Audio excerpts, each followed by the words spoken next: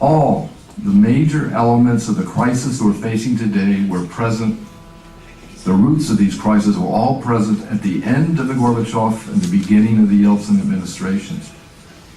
1990, 1991, the U.S. was also forming a coalition to get to Saddam Hussein after he had annexed Kuwait, and building up a coalition to force those forces out. The situation has only deteriorated with the later intervention by George Bush Jr. in 2003, perhaps one of the greatest mistakes in my view in American foreign policy, in addition to NATO enlargement. But I'll talk about that in a minute. Middle East, more deterioration.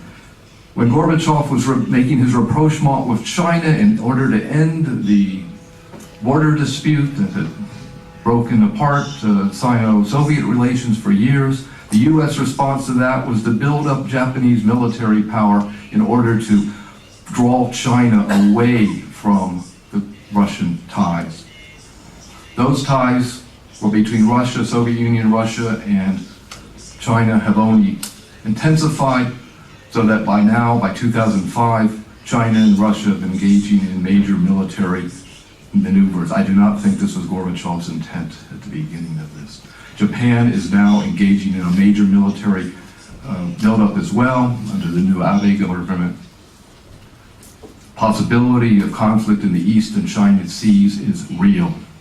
This would be a major power war in Asia. Historically, major power wars, World War I and World War II, really began in Asia first before they hit the European continent. Gorbachev's rapprochement in Asia, his rapprochement with South Korea, had a negative effect of creating a backlash in North Korea, plus the Japanese military buildup is one of the reasons why North Korea has building its nuclear and missile capability. Now to Ukraine.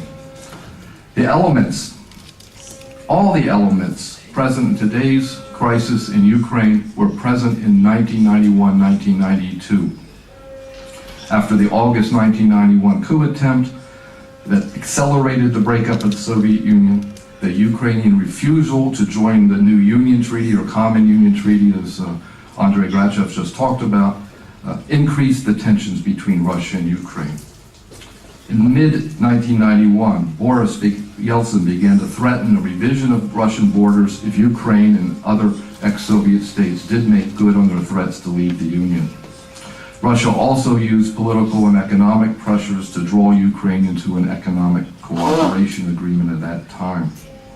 In January 1992, the Russian parliament began to question the legality of Khrushchev's transfer of the Crimea from Russia to Ukraine. February, May, Ukraine expressed its interest in joining NATO. Later, May, Yeltsin warned of the dangers of revanche, but the West did not understand what was going on in the ex-Soviet Union. All those issues have only antagonized in the general militarization that's taking place in today's society.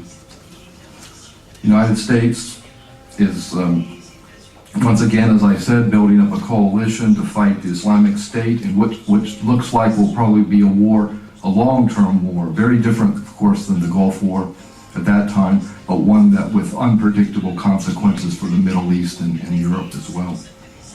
In Asia, U.S. is intending a major military buildup in both Navy and Air Force fleets, creating what's called the Democratic Security Diamond of Japan, India, Australia, and the United States.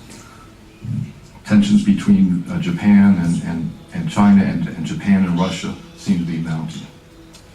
Not to mention the tensions over the South and East China Seas. In Europe, NATO has expanded. U.S. Congress demanded NATO to expand in the early years of 1992. That expansion finally took place under the Clinton and Bush administrations. I wholeheartedly support Gorbachev's statement not to expand NATO into Ukraine. This will only create more tensions, if not a much greater disaster. This is why I call for what I call the Jaurès strategy, Jean Jaurès, the great French politician, in opposing French revanche. Once the Germans had taken Alsace-Lorraine, we are in danger of following into the same footsteps in demanding revanche for Crimea and other areas of Ukraine that might break away. This revanchist spirit is growing in the West. We see it in the media, and to my mind, it is very dangerous. We need cooperation. When NATO and Russia, they need to talk to each other, not break off the NATO-Russia Council as they've done. We need cooperation between the US, Europeans, and Russia. And not only do we need a change in European policy towards Russia, but we need a change in American policy towards Russia. There will be no end to the crisis, no abatement of the crisis until we begin to settle these differences with Moscow. Gorbachev had put the right path in trying to form a common European home. That common European home is still possible. I still think it is necessary, as I've proposed in this Jean Jaurès strategy, the internationalization of Sevastopol and the Crimea, creating the Black Sea as a common area for all the states that are part of it, not a preserve of NATO versus Russia and the CSTO. That is something I think we can work towards, something that can be negotiated, but something that's going to take a long time in achieving. I'll leave it there. Thank you very much.